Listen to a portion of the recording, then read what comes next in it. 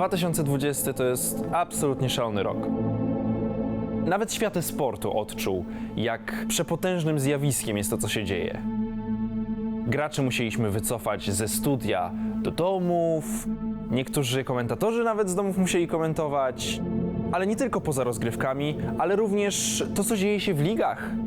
Po prostu trochę LoL nam zwariował. Patrzę na Europę. Wygrywa Rogue Mad Lions. Gdzie jest G2? Gdzie jest Fnatic? W Chinach to samo. FunPlus Phoenix, Invictus Gaming. Być może żadna z tych ekip nie pojedzie na Mistrzostwa Świata. Patrzę na to, co dzieje się w Korei.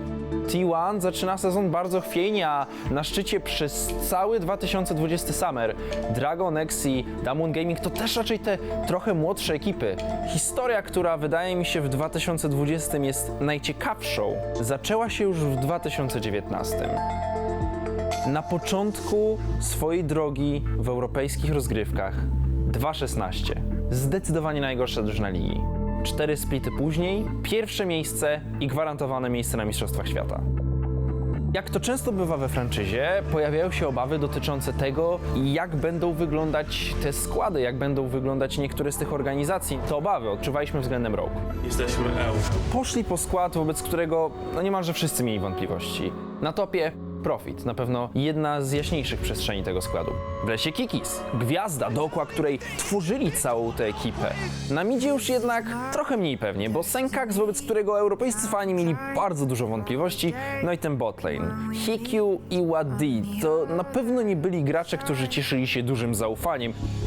No i rzeczywiście, zaczynają sezon, seria porażek. 0-8, 4 tygodnie dostawania łomotu od każdego, niezależnie od pomysłu. Pozbyli się wszystkich Profita i wyjazd Merlewa! To jest kompletny wyjazd Rogue! To jest 0-8! Po tych 4 tygodniach do składu wrzucany jest młodziutki Finn, no i doświadczony Wander. I nagle okazuje się, że znajdują pierwsze zwycięstwo. Rogue wygrywa pierwsze spotkanie w ramach LEC! I to już nie jest 0-8, a 1-9. Dalej to nie imponuje, nie oszukujmy się. To dalej nie jest wynik na miarę dobrej ekipy, no ale chociaż jakieś zwycięstwo. Ciężko było naprawdę. Już wiedzieliśmy, że nie mamy żadnych szans na play-offy, to morale totalnie upadły. Każdy po prostu zamknął się w swoim pokoju i czekaliśmy, aż będzie koniec. Chwilę później wpada na konto drugie, no ale niestety zmiany przyszły za późno i szans na play-offy już nie ma, więc Finn i Wander wracają do Ultraligi. LEC dokończy Rogue w tym samym składzie, w którym zaczęło. Sezon kończą z wynikiem 2-16.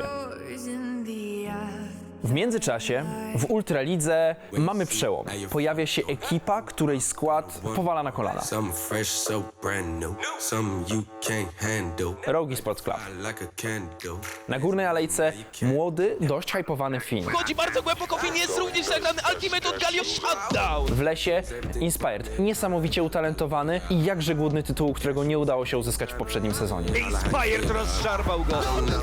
About you, wild one, hot about you. Jump in, hop out. Inspired się po prostu bawi! Na środku Larsen, jeden z najbardziej hypowanych w ogóle zawodników poza LEC. Pierwsze 2 zabójstwa na konto Rogue i Sports Club na tak wczesnym etapie gry, 11 minuta i 3. A na bocie chciałoby się powiedzieć LEC Botlane. Woolite, najlepszy zawodnik na polskiej scenie. No i Wander, który musi udowodnić, że na ten najwyższy poziom zasłużył poprzez walkę w Akademii. Triple kill na Ulajta, przepraszam, Magiera, Soluba z nim, Quadra, Rogue Rogue Sports Club zdominowało ligę i są najlepszą ekipą w Polsce.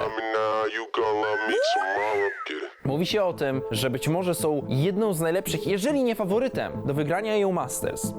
Faza grupowa i Rogue Sports Club przegrywa po zupełnym rollercoasterze emocji na Misfits Premier. Druga wieża upada, Misfits, jakim cudem! Nawet nie wejdą do playoffów, Szansę!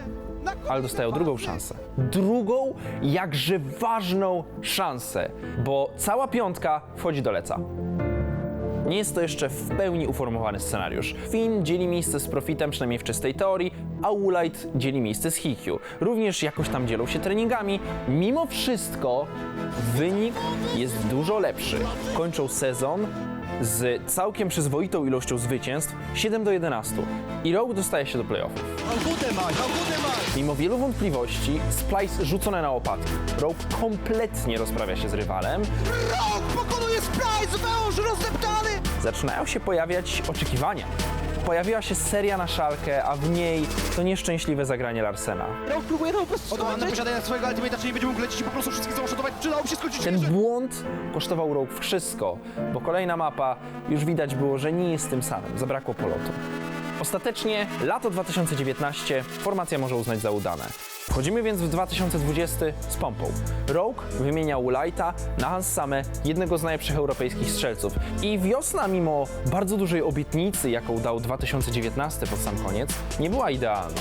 Zakończony sezon z wynikiem 9-9 dostaje się drugi raz z rzędu do playoffów i w tym przypadku również pierwsza runda wygrana. Nikt wam nie odwróci tej gry do góry nogami. Smok będzie dla Rogue. Jaki cały... No ale w drugiej przychodzi Origin i tam różnica jednak była duża. Undefeated. Rogue nie daje sobie rady na mocniejszego rywala i ostatecznie już w drugiej rundzie pożegnają się z fazą pucharową. Wynik nie jest najgorszym, no ale nie jest też dużym krokiem do przodu względem tego minionego lata, które przecież było tak bliskie ogromnego sukcesu.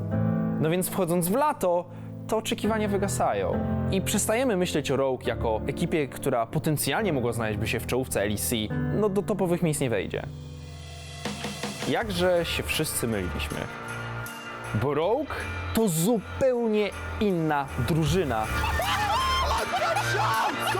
Wydaje mi się, że Rogue jest trochę niedoceniony w Europie. Prawie do samego końca sezonu słyszałem, Rogue nie daje rady na lepsze drużyny, Rogue jest formacją, która nie poradzi sobie, kiedy rywal postawi duży opór. Z drugiej strony mieliśmy Mad Lions, które zdecydowanie więcej szaleństwa w to wszystko wkładało i oglądało się ich świetnie. Niemalże cały sezon Mad Lions i Rogue łeb w łeb do samego końca, gdzie to bezpośrednie zwycięstwo pozwala Rogue wziąć pierwsze miejsce. Kończą tę rozgrywkę. Nie musimy zawsze szukać tych pięknych historii w Azji, bo Europa ma swoje. Jednym z przykładów będzie chociażby ta szalona przejażdżka Rogue z Ultraligi do pierwszego miejsca LEC. I Rogue zwycięża tę walkę. Tym razem jesteśmy już pewni, Rogue pojedzie na Mistrzostwa Świata. To nie będzie łatwa przeprawa, ale jedno jest pewne. Rogue jest drużyną kompetentną do tego, żeby pokonywać nawet najlepszych.